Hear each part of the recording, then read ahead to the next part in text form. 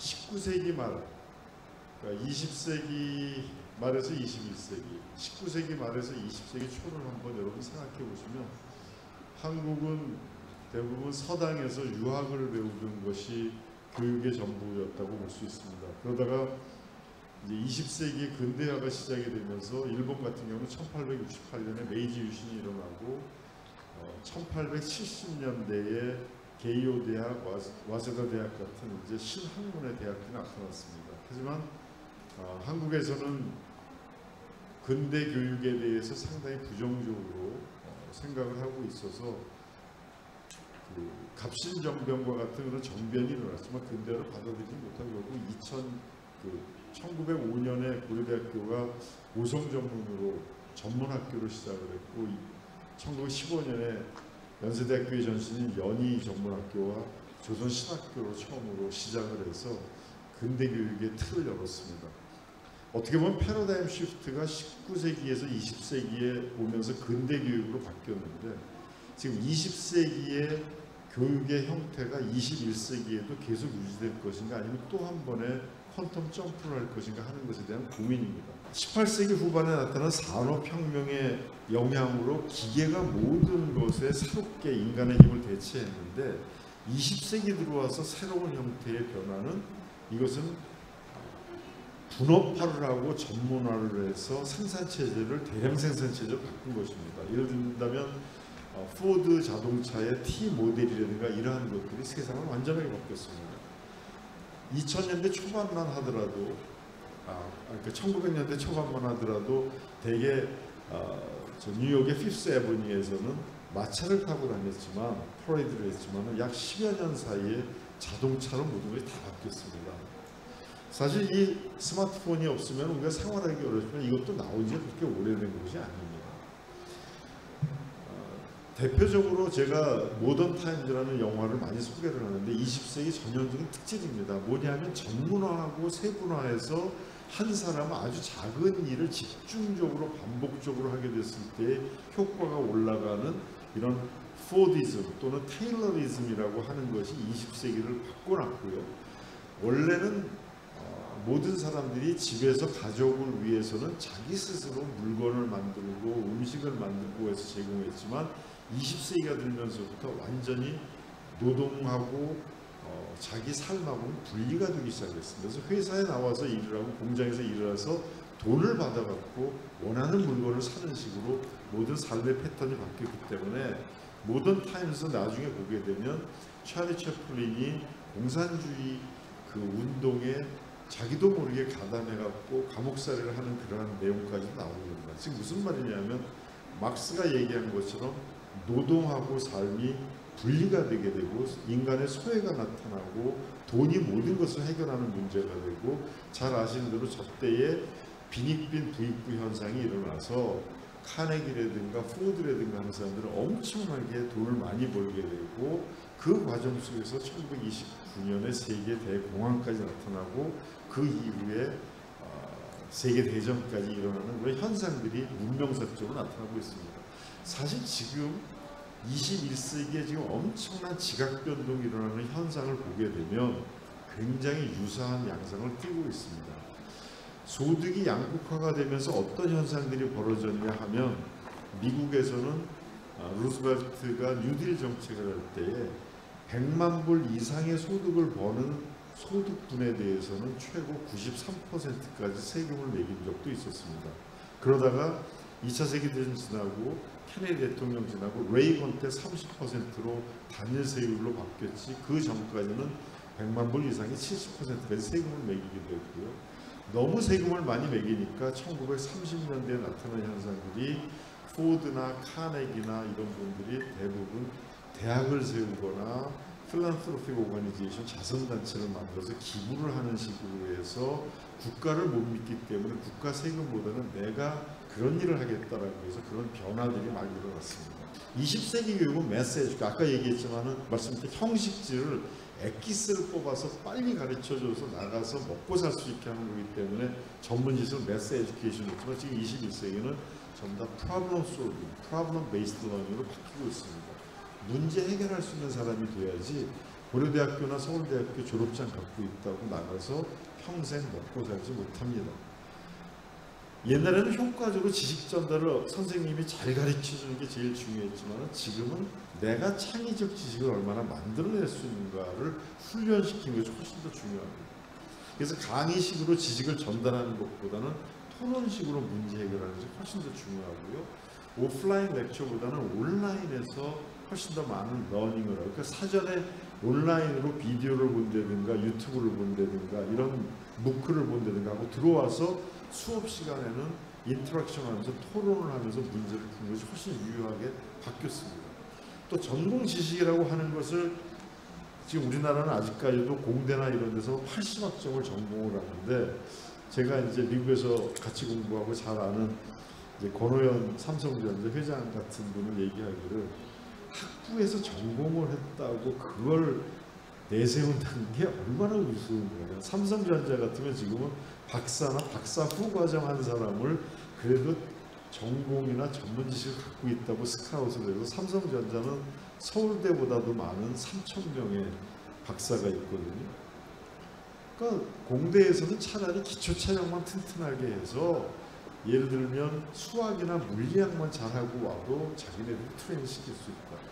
히딩크 감독이 맨 처음에 우리나라 국가대표팀 맡았을 때 본 것이 뭘까? 맨날 게임만 하고 있는데 기초 체력이 너무 약해가지고 맨날 달리기만 시켰잖아요. 그것이 기초가 안 돼 있는 상태에서 전공을 배운다? 그것도 우리나라 대학에서는 모든 게 사일로가 돼서 학부하고 대학원이 똑같아갖고 대학원에서 가르쳐야 되는 전공을 학부에서는 인트로덕션, 맛보기만 가르쳐주고 전공했다고 내보낸다는 것은 정말 시대착오적인 현상이다라고 볼 수 있는 거죠. 제가 미네르바 대학하고 유사한 새로운 대학을 디자인하면서 하버드 대학의 인지심리학자인 코스민 교수하고 지금 같이 매주 회의도 하고 태제 대학을 지금 디자인하고 있는데, 굉장히 강조하는 얘기 중에 하나가, 우리는 보통 학업 계획서, 실라부스를 나눠주게 되면 거기에 교수 목표 이런 거 있습니다. 뭘 가르쳐야 되나. 근데 코스민 교수는 굉장히 강하게 반박하는 게, 그렇게 하면 안 된다. 학생들이 뭘 배울 건가를 학습 목표를, 러닝 오브젝티브를 얘기를 해야 되지 교수가 그냥 일방적으로 가르칠 걸 얘기하면 안 된다.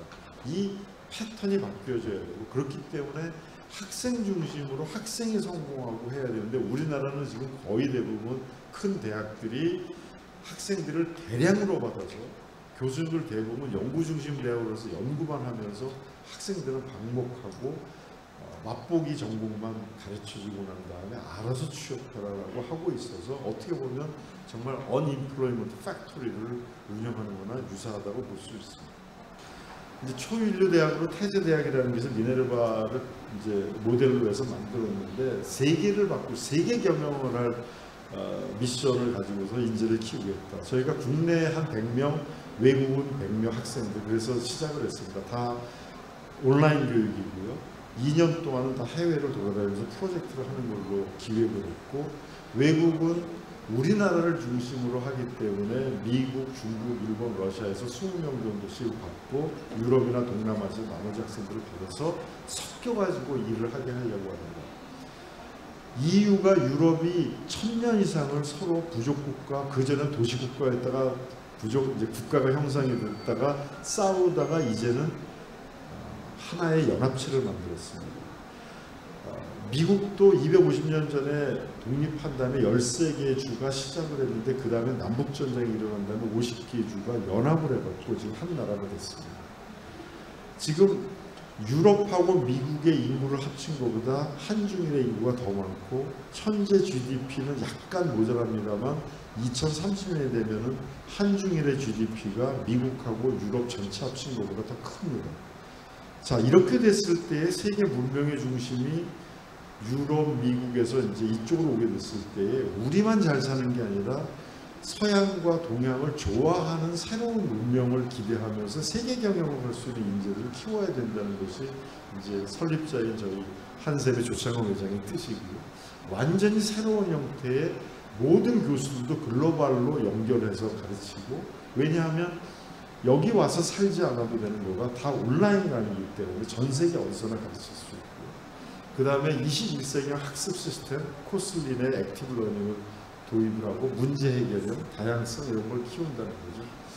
세계 바꿀 이런 그레이트 하모니의 위스덤을 키우겠다 이렇게 얘기했고, 우리는 지금 참 안타까운 일인데 맨날 싸우고 있고 국회의원들이 정치인들이 싸우고 있고 맨날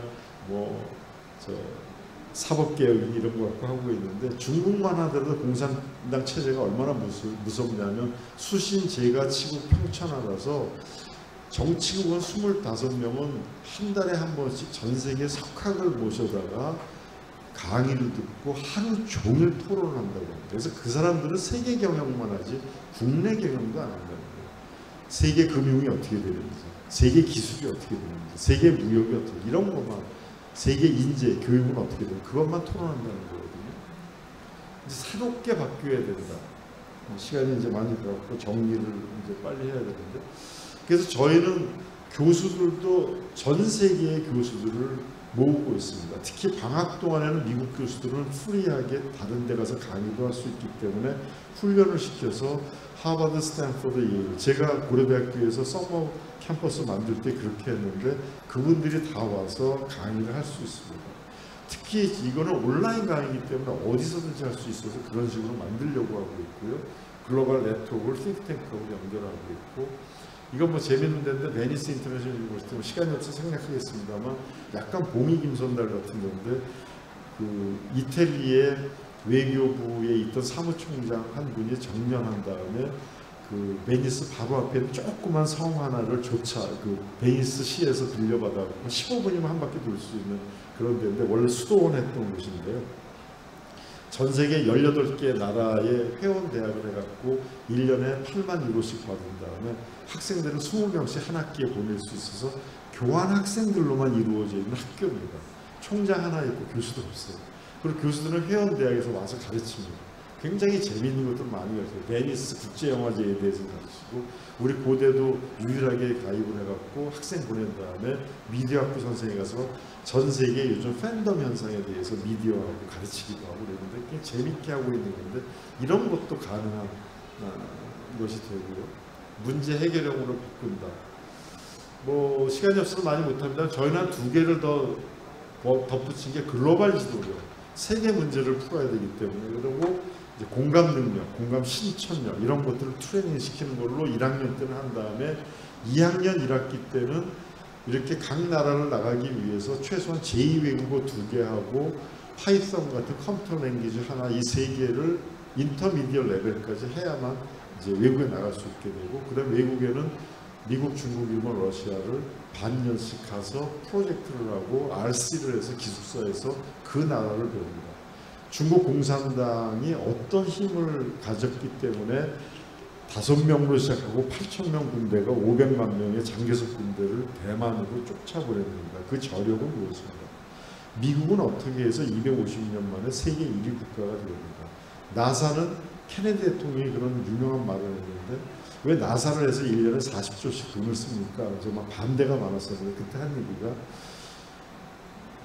가능한 일이라면 시작을 하지 않습니다. 달나라 보내는 프로젝트 이런 거였잖아요. 불가능하기 때문에 우리 미국이 하려고 하는 겁니다. 굉장히 유명한 명사인데, 사실 그 정도의 그 비전을 가진 리더들이 있어야지만 세상을 바꿀 수 있는데, 우리나라도 지금 현재 그런 위치에 와 있기 때문에 바꾸겠다는 생각이고요. 교육 체계고, 저희가 메타버스 캠퍼스도 만들고, 저희는 학생을 뽑는 게 아니라 장학생을 뽑는 심정으로 거의 대부분의 학생들이 기숙사비, 수업료, 해외 체류비, 해외 그랜드 투어를, 예를 들면 유럽 문명을 위해서는 로마, 그리스, 베니스, 르네상스에 시작된 피렌체, 그 다음에 이스탄불, 동서양의 이슬람하고 문명이 만난 곳, 그 다음에 이집트, 이런 데를 다 도는데 한 달 반 정도를 다 무료로 학생들을 지원하는 시스템을 좀 가지고 있거든요. 그렇게 해서 세계를 경영하는 인재를 한번 키워보자라는 생각을 가지고 있습니다. 그래서 저희는 이게 좀 재밌는 건데, 교수 못지않게 아카데미스들이 큽니다.